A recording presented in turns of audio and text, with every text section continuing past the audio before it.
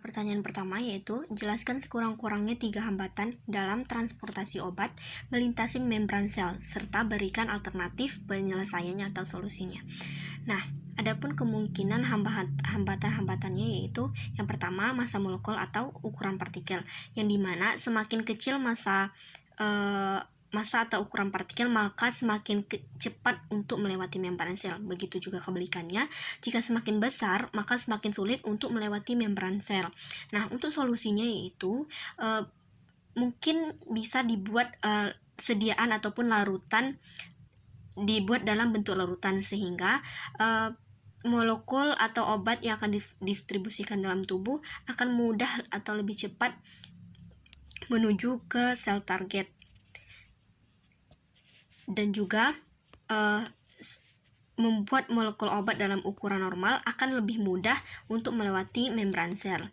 Nah, yang dimana jika ukuran partikelnya itu kecil, maka difusinya semakin besar. Begitu juga pun kebalikannya, semakin besar partikel, maka difusi akan semakin lambat.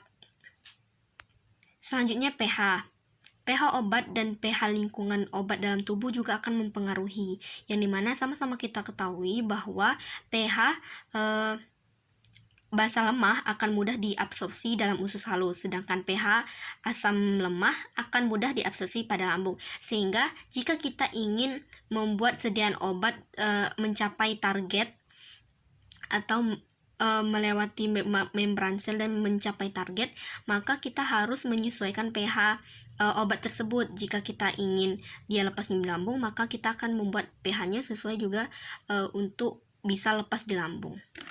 Begitu juga sebaliknya. Selanjutnya, sifat fisika obat juga dapat mempengaruhi obat dalam melewati membran sel, yang dimana seperti yang kita tahu tadi, adanya faktor asam dan basa juga dapat mempengaruhi ionisasi obat, yang dimana semakin asam obat tersebut, maka semakin mudah terlarut dalam lemak, sehingga semakin terionisasikan dalam lemak, sehingga lebih mudah melewati membran sel.